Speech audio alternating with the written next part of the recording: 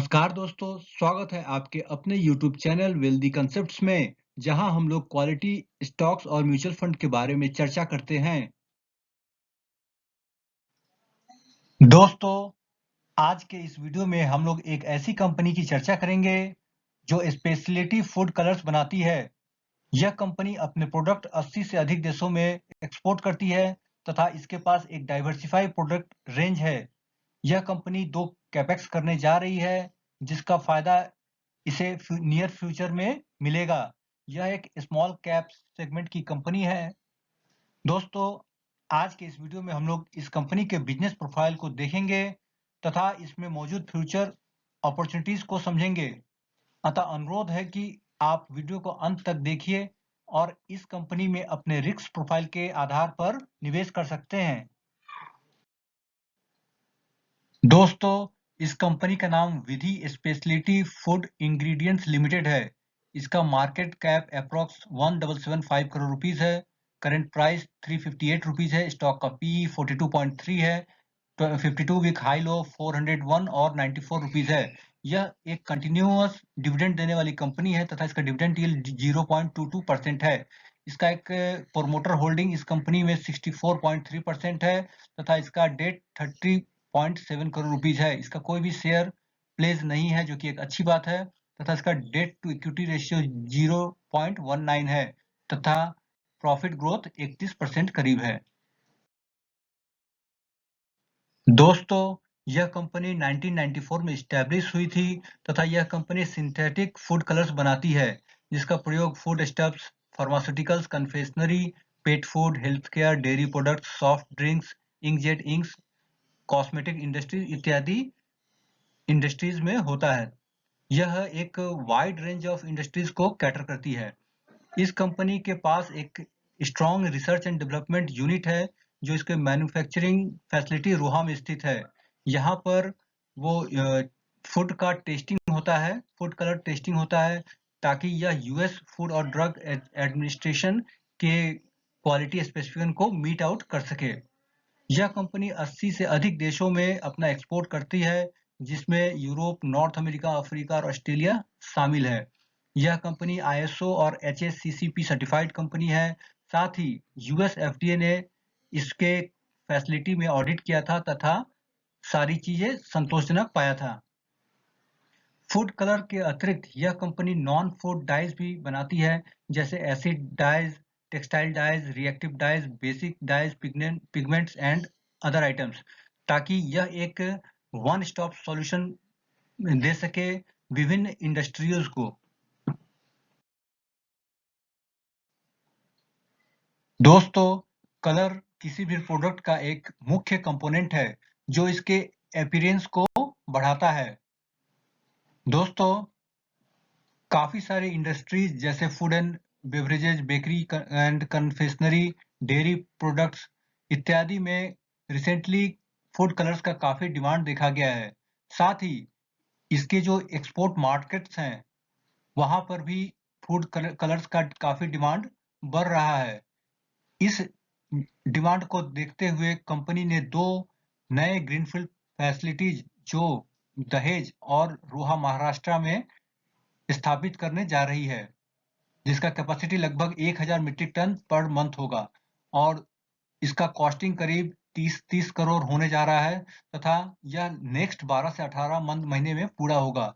और सबसे बड़ी बात है कि इस कंपनी ने इसके लिए कोई एक्सटर्नल डेट नहीं लिया है, बल्कि वह अपने इंटरनल फंड से ही इस कैपेक्स को पूरा करेगी। इस कंपनी का जो नेट प्रॉफिट था वो लास्ट फाइनेंशियल ईयर में 36.7 करोड़ रहा था, जो अब तक के इसके इतिहास में सबसे ज्यादा नेट प्रॉफिट है।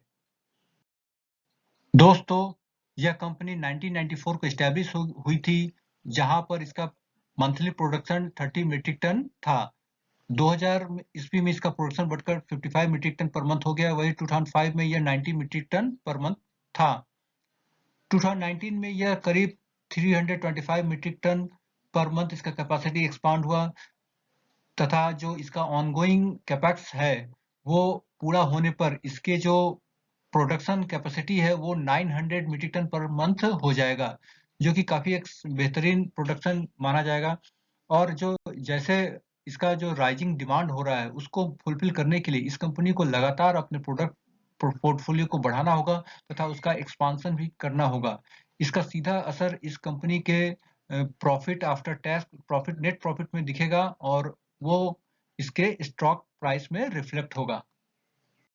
दोस्तों, यह second largest food colour manufacturer है एशिया में तथा यह 80 से अधिक देशों को अपना प्रोडक्ट्स एक्सपोर्ट करती है। इसका एग्जिस्टिंग कैपेसिटी 3500 मीट्रिक टन है पर एनम, जो कि एक्सपेंशन होने का बात है 8500 मीट्रिक टन में।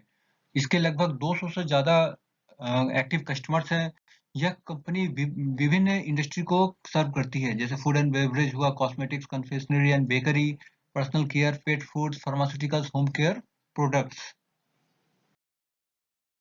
आइए इस कंपनी के कैपेसिटी एक्सपेंशन प्लान को देखते हैं। यह कंपनी जहां अभी 325 मीट्रिक टन का प्रोडक्शन पर मंथ करती है, वहीं इसके एक्सपांशन के बाद यह लगभग 1000 मीट्रिक टन पर मंथ प्रोडक्शन करेगी। इसका जो एक्सपेंशन है वो 2 फेज में होने वाला है। एक जो दहेज गुजरात में वो 360 मीट्रिक टन कैपेसिटी का है, जिसका एनवायरनमेंट क्लियरेंस भी मिल गया है, सिविल कंस्ट्रक्शन स्टार्ट हो गया है और यह लगभग 12 महीने में पूरा हो जाएगा। और इसके जो कैपेक्स का कॉस्ट है वो करीब 30 करोड़ कॉस्ट है, जो कि इसके इंटरनल फंड से ही, रिसोर्सेज से ही यह कंपनी पूरा करेगी। और जिसका जो फेज 2 है वो इसकी जो सब्सिडी कंपनी है अर्जुन फूड्स, उसके उसके द्वारा किया जाएगा। यह रोहा महाराष्ट्र में इसका इस्टेब्लिशमेंट होगा। यह 350 मीट्रिक टन कैपेसिटी का मैन्युफैक्चरिंग यूनिट होगा तथा इसके एक्सपांशन में इसके इसके एग्जीक्यूशन में लगभग 12 से 18 मंथ लगने की उम्मीद है। इन दोनों कैपेसिटी के पूरा होने के बाद यह कंपनी लगभग 1000 मीट्रिक टन एक महीने में उत्पादन करेगी, जो कि अपने आप में काफी बड़ी बात है और यह अपने राइजिंग डिमांड को भी काफी हद तक फुलफिल करेगी।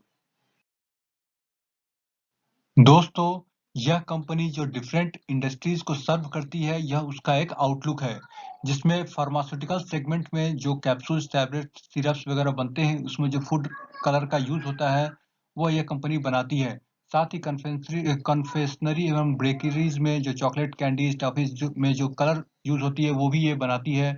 फूड एंड बेवरेज सेगमेंट में juices, jams, ice creams, process foods, soft drinks, इसमें जो कलर का यूज होता है वो भी ये कंपनी बनाती है। वही होम केयर सेगमेंट में dish washers, floor cleaners, disinfectants, फिर सैनिटाइजर्स में भी कलर ये बनाती है। कॉस्मेटिक्स, पर्सनल केयर में यूज होने वाले प्रोडक्ट्स के भी यह फूड कलर ऑफर करती है। साथ ही पेट फूड और कैटल फीड में भी जो फूड कलर यूज होता है उसे भी ये कंपनी बनाती है। कहने का अर्थ है कि यह कंपनी का जो बिजनेस सेगमेंट है काफी डाइवर्सिफाई है। अगर एक सेगमेंट में अगर इसकी एक्सपोर्ट या इसका जो सेल कम होता है तो ये दूसरा सेगमेंट इसे काफी अच्छी तरह मैनेज कर लेता है। आइए इसके कुछ मेजर क्लाइंट्स के विषय में जानते हैं, जिसमें Britannia, Unilever, Procter and Gamble, Nestle, Mars, Pepsi, Kraft, Pfizer, Kerry, Coca Cola, Sanofi, ITC, Cadila, Cipla, Parle G, Rasna इत्यादि शामिल हैं।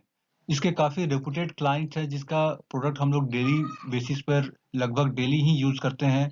तो इसके जो क्लाइंट्स के साथ जो है एक रिलेशन काफी स्ट्रांग हो जाता है।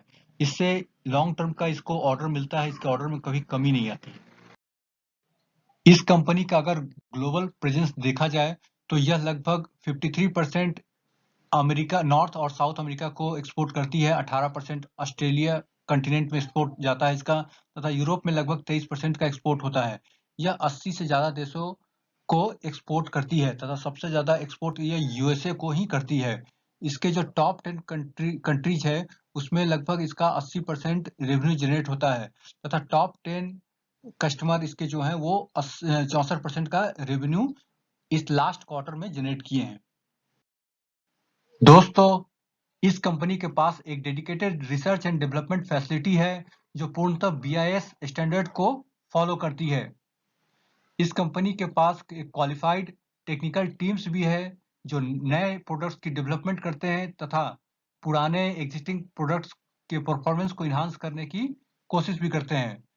यह कंपनी काफी स्ट्रिंजेंट टेस्टिंग को फैसिलिटेट करती है, जहां पर रॉ मटेरियल टेस्टिंग से लेकर इन प्रोसेस और मैन्युफैक्चरिंग प्रोसेस में जो भी टेस्टिंग लगती है उसको काफ़ी अच्छे तरीके से किया जाता है ताकि जो एंड प्रोडक्ट निकले उसमें कोई भी कमी ना रह जाए।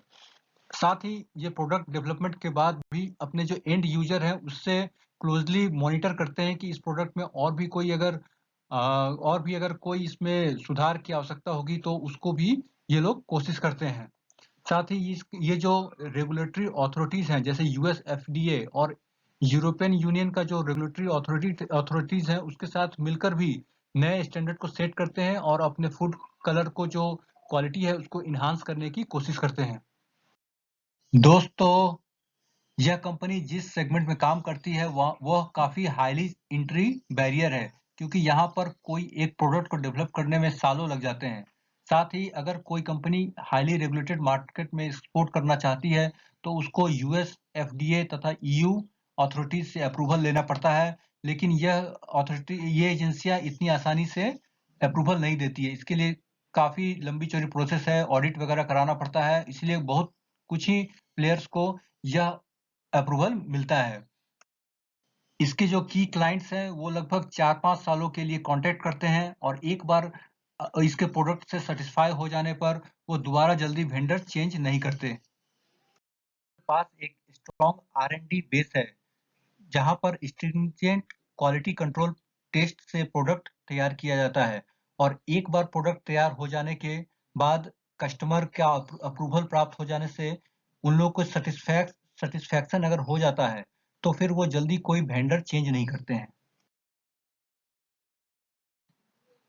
दोस्तों, अभी तक हमने देखा कि इस कंपनी के पास एक strong research and development facility है। इसे यूएस एफडीए से भी अप्रूवल मिली हुई है। इसका प्रोडक्ट रेंज काफ़ी डाइवर्सिफ़ाई है तथा इसे यह एक ग्लोबल प्रेज़ेंस रखने वाली कंपनी है, 80 से अधिक देशों को एक्सपोर्ट करती है। काफ़ी काफ़ी बड़ी कंपनियाँ भी इसके क्लाइंट में है। ये सब क्वालिटी इसे दूसरे कंपनियों से एकदम अलग रखती है। इस कंपनी का अगर फाइनेंशियल परफॉर्मेंस देखा जाए, तो इसने जो नेट प्रॉफ़िट FY17 में 14.7 करोड़ अर्न किया था, वो FY21 में 36.6 करोड़ हो गया है, जो लगभग 2 गुना से ज़्यादा का जंप इसने दिखाया है ये इन 5 सालों में। साथ ही रेवेन्यू फ्रॉम ऑपरेशंस, EBITDA और प्रॉफिट बिफोर टैक्स भी इसी अनुपात में इंक्रीज किया है। इन सब का प्रभाव हमें लास्ट 5 इयर्स के इसके स्टॉक प्राइस में रिफ्लेक्ट होता है, जो आगे हम लोग देखेंगे। इस कंपनी का अगर आरओसीई देखा जाए तो यह मार्च 2017 में 21.6% था, जो मार्च 2021 में बढ़कर 26.7% हो गया। अगर आरओई देखा जाए तो यह लगभग फ्लैट ही था। मार्च 2017 में 22% था, जो बढ़कर मार्च 2021 में 22.7% हो गया। लेकिन सबसे बड़ी खास बात है, इसका जो बोरोइंग्स है वो काफी कमा है। नेट डेट टू इक्विटी जो रेशियो है, यह मार्च 2017 में 0.8% हुआ करता था, जो मार्च 2021 में 0.1% हुआ है। मतलब इसने अपने जो डेट का काफी अच्छी तरह से रिपेमेंट किया है, जो कि कंपनी के लिए काफी अच्छी बात है। दोस्तों, इसके फाइनेंशियल परफॉर्मेंस का सीधा रिफ्लेक्शन इसके स्टॉक प्राइस चार्ट पर दिखता है। जो अक्टूबर 2016 में इस शेयर का प्राइस लगभग ₹50 के आसपास होता था, वो आज की डेट में लगभग 350 से ऊपर चला गया है। इसका एकमात्र कारण यही है कि इसने जो अपने प्रॉफिट मार्जिन है, उसको अच्छे से मैनेज किया है, अच्छे सुधारा है तथा जो क्वार्टरली सेल्स है, वो लगातार इंक्रीज हुआ है। फ्यूचर में भी यह लगभग इसी प्रकार इसका परफॉर्मेंस रहने की उम्मीद है, क्योंकि ये जो 2 इसकी जो कैपेक्स है वो नेक्स्ट 12 से 18 महीने में पूरी हो जाएगी और एक बार अगर फुल कैपेसिटी में रन करेगी तो उसका जो रेवेन्यू जनरेट होगा उन दोनों यूनिट से, वो इसके क्वार्टरली सेल्स में रिफ्लेक्ट होगा और उसका जो रिफ्लेक्शन होगा स्टॉक प्राइस में श्योर दिखेगा। इसका क्वार्टर सेल्स और मार्जिन्स का ये ग्राफ है, जहाँ पर इसका जो नेट प्रॉफिट मार्जिन है, ऑपरेटिंग प्रॉफिट मार्जिन है, वो अक्टूबर 2016 में 15 के करीब हुआ करता था, जो बढ़कर अब 17-18 के करीब पहुँच गया है और सेल्स भी लगभग उसी अनुपात में इंक्रीज किया है, जिसका सीधा फायदा इस कंपनी को और इसके शेयर होल्डर्स को होगा। एक लगातार डिविडेंड देने वाली कंपनी है। कंपनी ने किसी-किसी साल में तो 4 बार के करीब भी डिविडेंड दिया है। दोस्तों, इस कंपनी के अगर स्ट्रेंथ और कंसर्न्स के बारे में बात की जाए, तो जैसा कि हम लोग पहले भी चर्चा कर चुके हैं कि यह कंपनी लगातार नए-नए प्रोडक्ट को डेवलप कर रही है और अपना प्रेजेंस भी ग्लोबली बढ़ा रही है। यह काफ़ी डाइवर्सिफ़ाई प्रोडक्ट बनाती है तथा इसका जो आर-एन-डी फैसिलिटी है, वहाँ पर हाई मार्जिन प्रोडक्ट्स का डेवलप किया जा रहा है। उसके लिए कैपेक्स वगैरह भी ये कंपनी कर रही है। यह कंपनी बैकवर्ड इंटीग्रेशन भी कर रही है, जिससे इसका कॉस्ट एफिशिएंट होगी। एक्सपेंशन का प्लान तो 2 इसका कैपेक्स चल ही रहा है और यह एक काफ़ी हाई एंट्री बैरियर सेगमेंट में काम करती है। अगर इसका कंसर्न्स देखा जाए, तो इसका एक कंसर्न है कि इसका जो डेटर्स डे है और वर्किंग कैपिटल डे है, वो लगातार इंक्रीज़ हो रहा है और दूसरी बात है कि ये एक छोटे साइज़ की कंपनी है, जिसके साथ एक कंसर्न ये बना रहता है कि मार्केट के डाउनफॉल में ये इस टाइप की कंपनियाँ काफ़ी ज़्यादा गिरती है। और एक और कंसर्न ये है कि अगर इसके जो कैपेक्स है, उसके एग्जीक्यूशन में डिले होता है, तो उसका जो कैपेक्स का कॉस्ट बढ़ जाएगा और फिर उसे मैनेज करने में कंपनी को थोड़ी बहुत दिक्कत आ सकती है।